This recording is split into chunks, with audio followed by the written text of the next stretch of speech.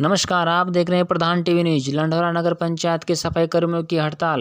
लंढौरा नगर पंचायत में 25 सफाई कर्मचारी आउटसोर्स और 13 संविदा पर कार्य करते हैं। सफाई कर्मियों का कहना है कि कुछ लोग तो वर्ष 1995 से संविदा पर कार्य कर रहे हैं, लेकिन अभी तक उन्हें रेगुलर नहीं किया गया। अधिकतर को ठेका प्रथा पर काम कराया जाता है। सफाई कर्मियों का कहना है कि 10 से 15 हजार रुपए मासिक पर काम कराया जाता है, जिसके चलते सफाई कर्मी अपने बच्चों को ठीक से शिक्षा ग्रहण भी नहीं करा सकते। आरोप है कि उत्तराखंड सरकार सफाई कर्मचारियों का शोषण कर रही है। सफाई कर्मियों की मांग है कि डॉक्टर ललित मोहन कमेटी की सिफारिश लागू करके साथ संविदा कर्मियों को रेगुलर और ठेका प्रथा कर्मचारियों को संविदा पर रखा जाए।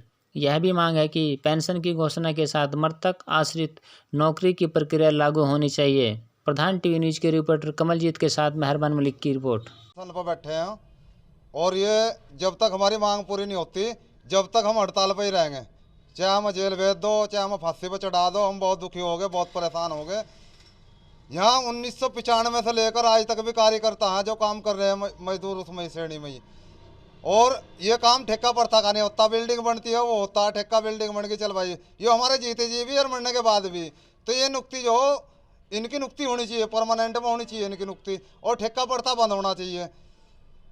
कोरोना काल में भी हम ना अपने बच्चों की ना परवाह करते और अपनी ना परवाह करते हुए काम करा। कोरोना काल में भी लोग घरों में बंद रहे, हम ना लेकिन कोरोना काल में भी काम करा।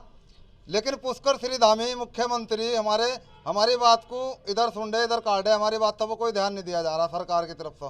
सरकार को हमारी बातों का ध्यान देना चाहिए और नियमितकरण होना चाहिए इन कर्मचारियों का। अगर सरकार ने आपकी बात नहीं मानी तो क्या करें?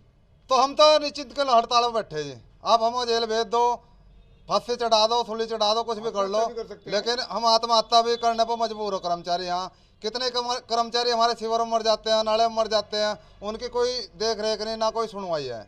हड़ताल पूरे प्रदेश स्थल में है, उत्तराखंड में पूरे में हड़ताल है। और ये सचिवालय देहरादून 18 जनवरी को गए, 12 जनवरी को गए हड़ताल के लिए। मुख्यमंत्री से बात हुई पर मुख्यमंत्री जी वहाँ नहीं थे। उसके बावजूद भी हमारी मांगे नहीं पूरी की जा रही हैं।